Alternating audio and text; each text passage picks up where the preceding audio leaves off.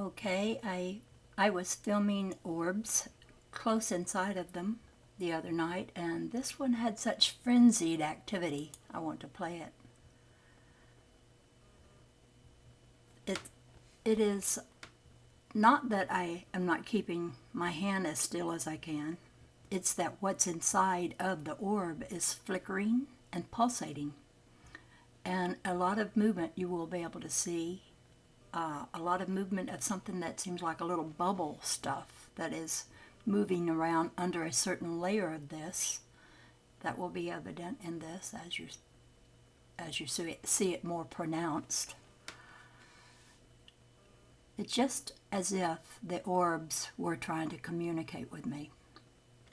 With the frenzied action and the movements in it, I felt so much like there's some expression here that's trying to come through, but I could not figure out what it was. So I just simply watched it, and it's fascinating.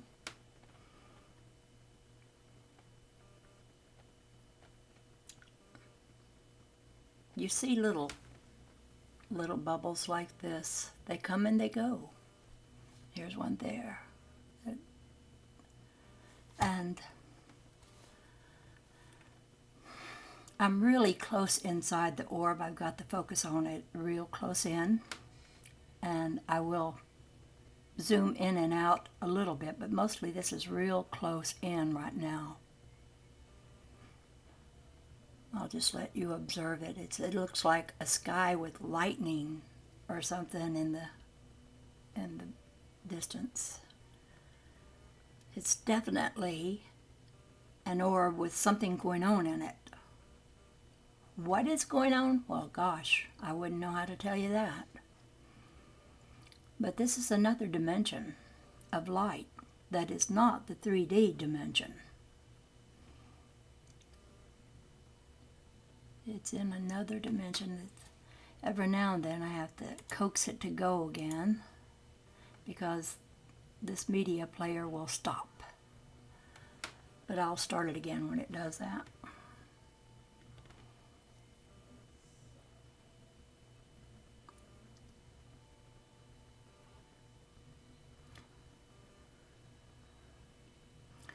I haven't filmed a video close in like this and seen quite so much frenetic activity of so many things going on all at once. It was fascinating to watch this through my camera. There, go in real close there.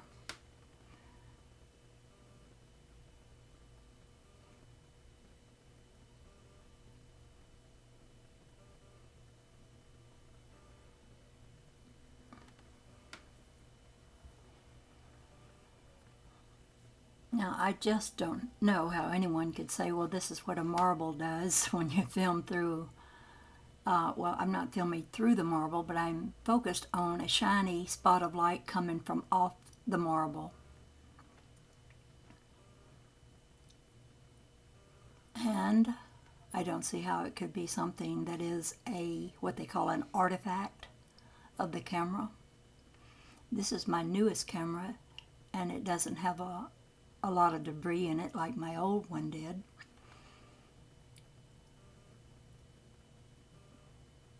So I'm getting better pictures off of it. But still, it's something I can't explain. Sometimes I move around the light spectrum in the room, and so I'll see another part. Like this part had a lot of darkness, and I wanted to see how far that darkness extended, so I moved the camera a bit.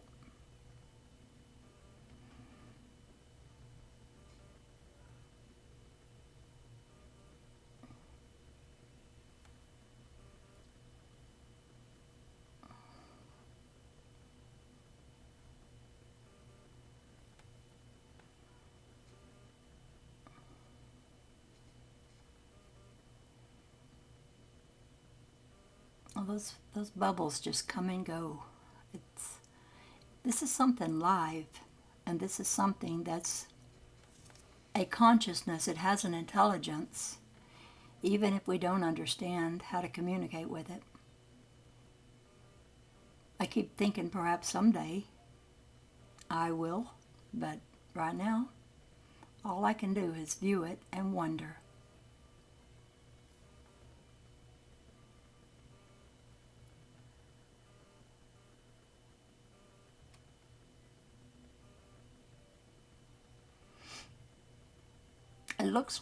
It actually looks like I'm being real jerky with the camera, but I'm holding it pretty still most of the time.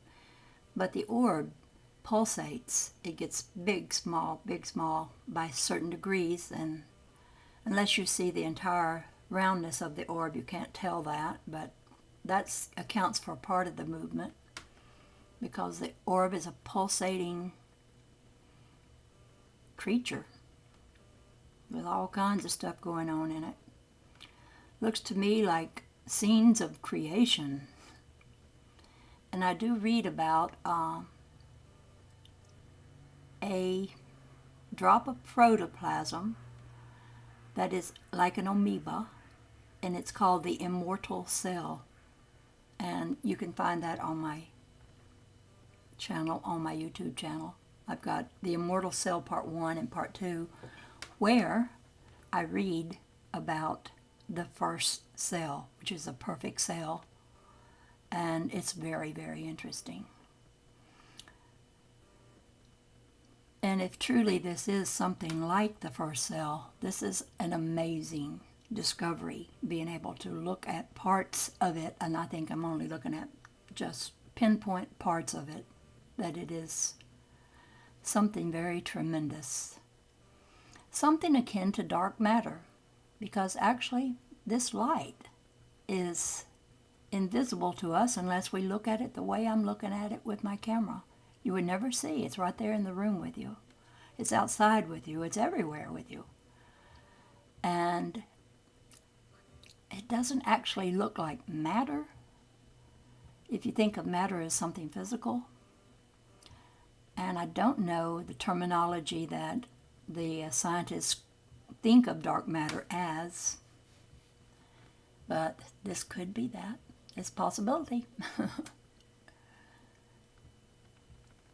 Okay, I'm going to take this down and see if I can go to another one that I made.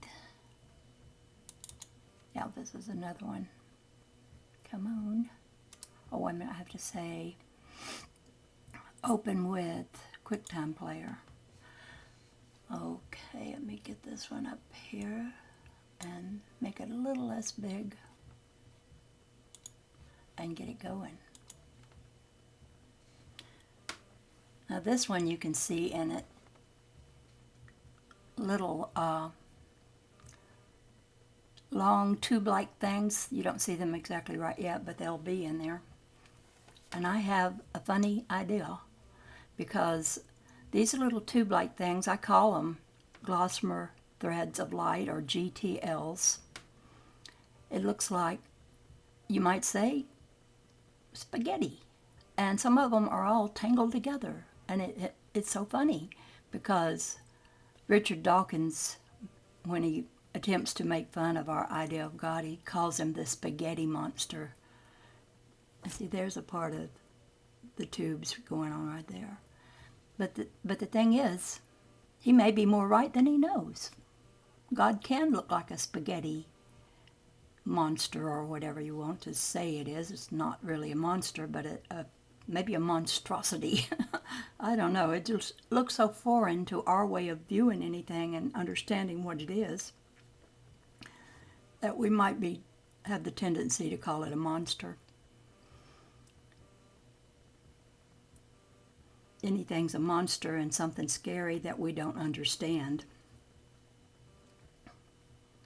And I have to say, I don't understand all of this that I'm filming, for sure.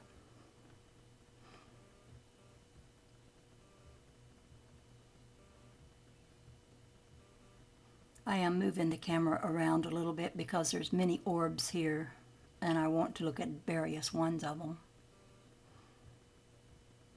Everything makes an orb. The other day, oh, I got real close inside this one.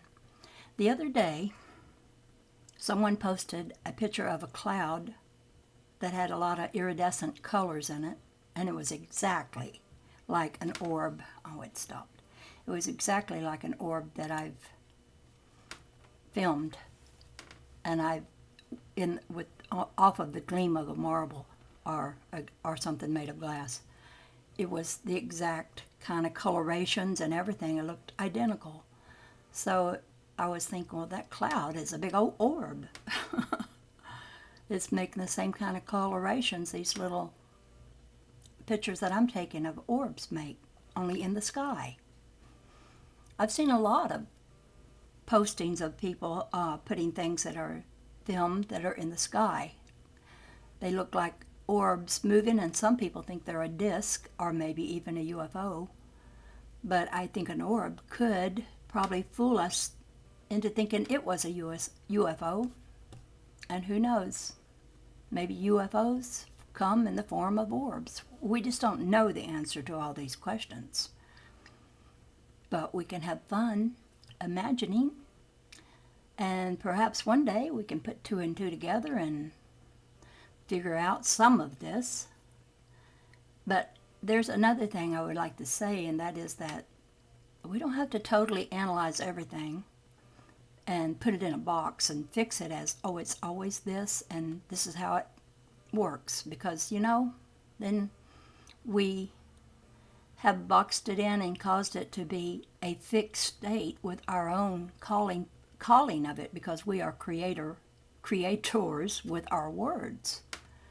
And when I look at these orbs, I think they do what they want to do, and I don't want to manipulate them by saying it always does this or always does that, or this means this or this means that, because I really can't do that anyway, because I have no idea what all this means. I just know it is fascinating, and observing it is a good pastime for me. I enjoy color, I enjoy form, and anything of the light, to me, that's God, because God is light, and so are we. So I am light looking at light.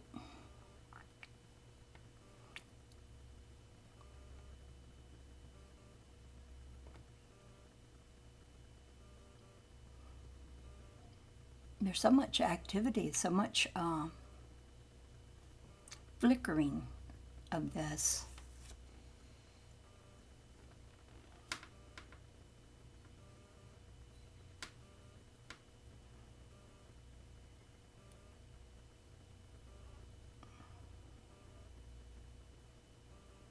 Sometimes I move over to another orb that I'm seeing over to the side. I especially am drawn to the parts of the orbs that are very colorful. I like color.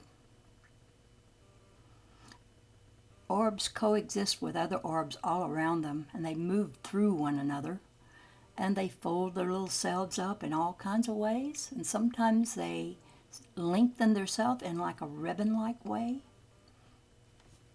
Okay, that's the end of that one. Okay, I have a little time, so maybe I can just, let's see if I can do it. This hasn't been a easy for me day to find my videos. Okay. But what I wanted to do was show you, and I'll make this a little bigger, some of the pictures of videos I took the other day in the room here, where I am.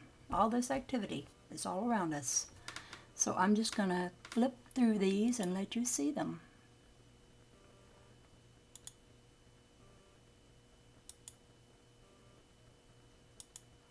Some of the orbs are real colorful, and then the very next one won't be very colorful.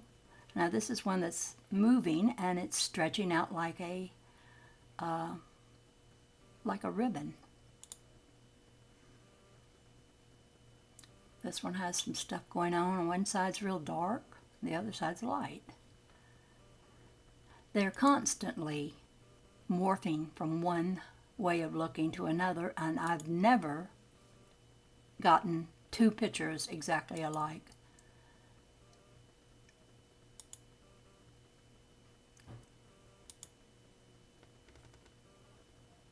they develop these big holes in them, and I watch the holes, and the color falls out of that hole, sometimes into another orb that's right beside it. They can be so very beautifully colored. I'm going to move this up a little closer so if I can get you a little better view of this. And then I will continue moving them around.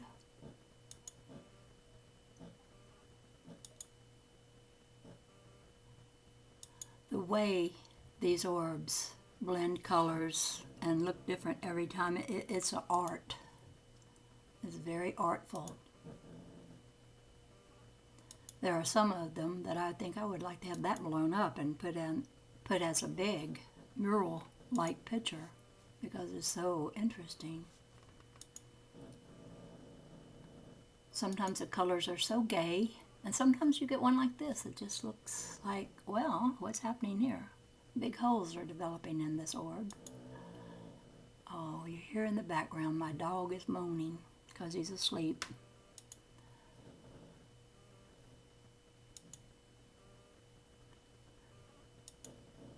Not too long ago, just a week ago, there were two men who are filmmakers that are doing a documentary about the lives of the people who were affected by Peace Pilgrim's life, and I was one of those people.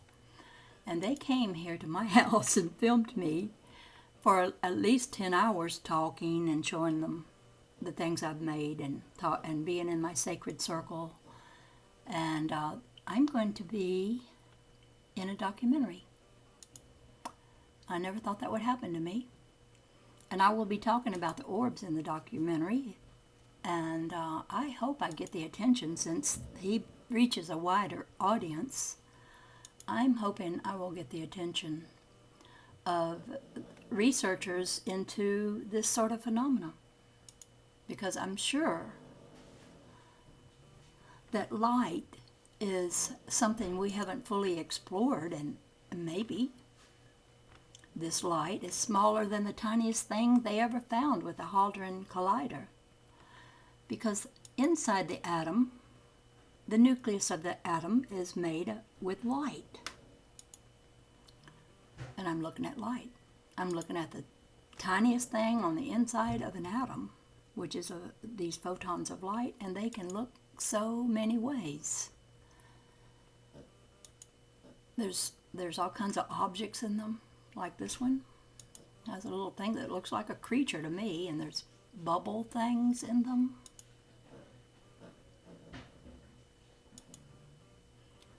I'm just going to take you through a few of them here. These are the ones I've taken recently.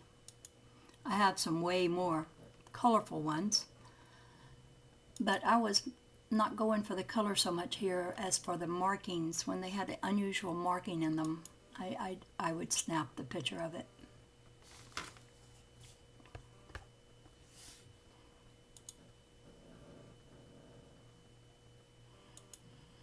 Now, I have another camera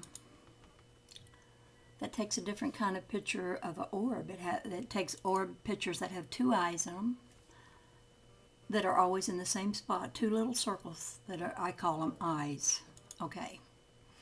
Also, that camera captures a little light creature that I call Harry. I've made a video about Harry. But lately, I've been looking for Harry with the viewer of that other camera, and he hasn't been showing up. Or it may be a she. In that case, it would be a Harriet. But you might want to check out that video I made about Harry, the light creature. Which, it's getting more remote, the possibility that he's a piece of debris in my camera, because he only shows up sometimes. And lately, hardly at all. As a matter of fact, I feel myself missing the little thing. And I don't know if he's a little thing, but, I don't know what kind of creature is, whether he's tiny or really big. Because in this dimension, maybe big and small have no meaning. There are things in it that don't look at all like anything we see in our world of the 3D. They don't look human looking. They do look kind of like microbes of some sort, really tiny things that we see under our microscopes. But what I'm thinking is that glass that makes a shiny spot that I film, and you're seeing the pictures as a result of that.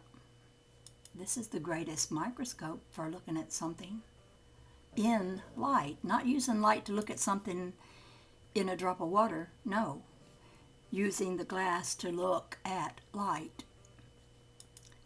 It's like a reversible force. If force A can produce B, then force B can produce A. So with the glass, I look at the light. In a microscope, you use light to look at objects up real close. So I've kind of reversed that force here. I read Resurrection by Neville Goddard, and he's always talking about we need to understand the law of reversibility. Only his idea of it, as well as if friction can make light, light can make friction. That sort of thing is reversible, and those are scientific sounding. But he takes it into the psychological area. Like if you can have the feeling that you already have that you wish to be or have, and you induce that feeling in yourself until you convince yourself of a feeling that makes you think, well, I have it already. Then that feeling is a force, he says, that has to be reversible to the fact that if that thing would make you feel that way, feeling that way would make you have that thing.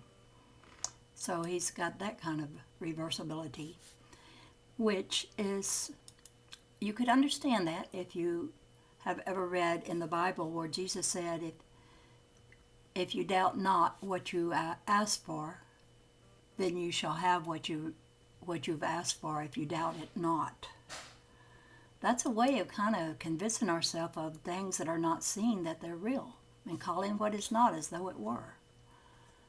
It's an act of knowing something, even though you don't have the physical evidence for it right yet. And the better we get at this, the shorter the interval between knowing a thing and having it manifest itself will become. A lot of the masters of the Far East, they would draw from a storehouse of something that they just knew was there, any needed item, be it a loaf of bread or a sleeping bag. And they could grow a house. They were in one part of the book, there was this hovel these people lived in that was so filthy and so ill put together.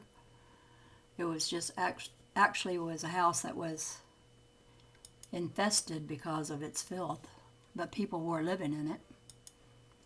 And this one woman, she grew it into a larger and clean environmental place to be, and it just changed the whole dimension of the house. It was bigger, but all the other houses around it, of the people that lived around it, they stayed the same. And when they saw this house, it grew bigger and prettier. Let me get past my bird pictures. Oh, I'll show you some of my shadow pictures. When they saw that, instead of being amazed and wanting to participate of it themselves, they were scared and they moved away from the person whose house grew bigger because of their fear. Fear is such a bad thing. It takes away any motivation. It motivates us to withdraw from or contract and miss out on so much. Now these pictures I'm showing you, this light is not orbs. I'm holding a glass object under a light, and the glass is casting a shadow onto the white paper that I have under the glass. And then I take a picture of it. because it can be so beautiful, like you see these. But yet, in some ways, this light looks like orbs in a way because of the veil-like thin veilness of it. I don't have this quite right. Let me get it moved some. This is a big glass thing of two birds looking together at each other. I took a picture of this one quite a lot because I like the idea of that. This is another glass object. And when you take a picture of the shadows of these, they throw a certain colors of light into it.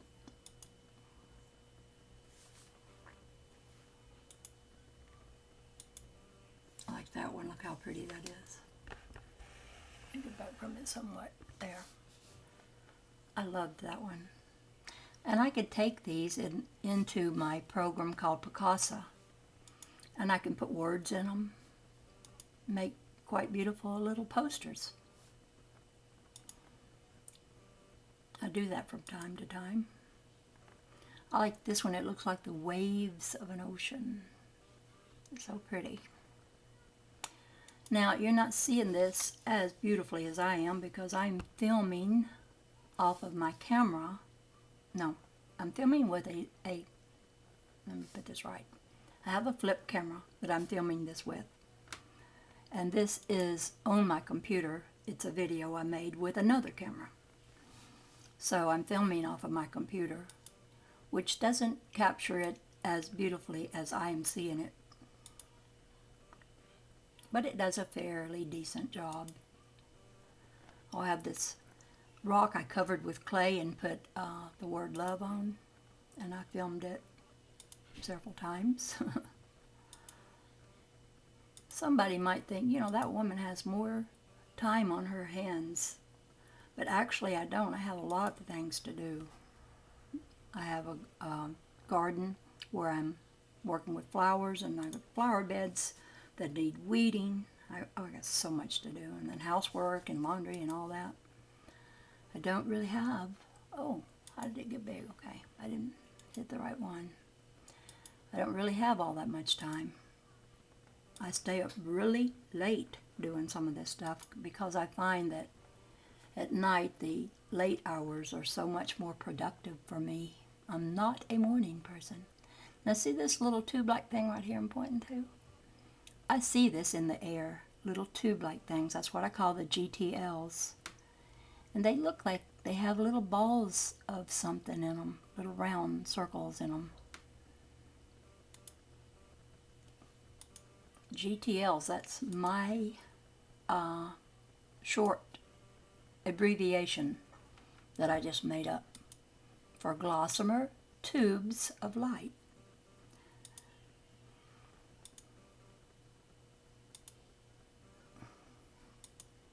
Now, I've had some people make comments, and they say, well, these are man-made orbs because you purposely get them by maneuvering the light.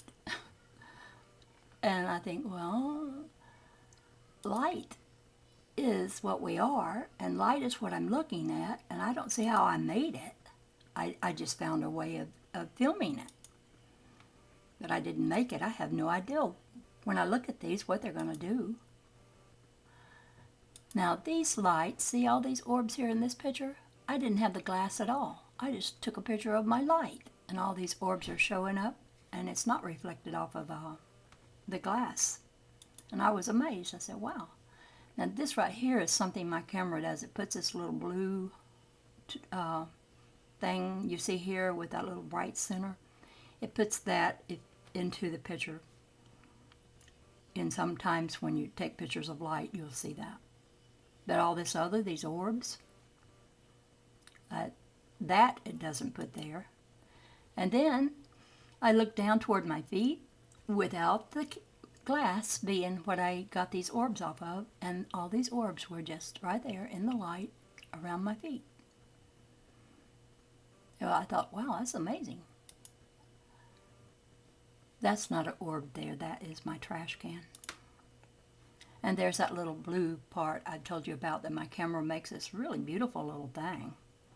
Some people's cameras make this that looks a little different. I know one person who's always putting their pictures on, and their little camera makes a thing that looks like a nipple.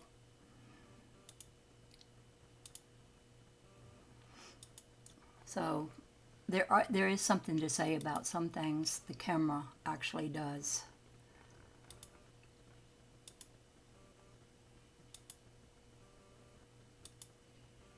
The markings on these are just extraordinary.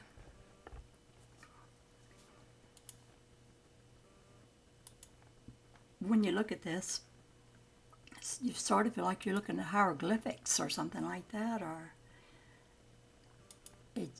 it's watery looking, like you're looking at water that flickers with light, and that holes come in and that light creatures move through.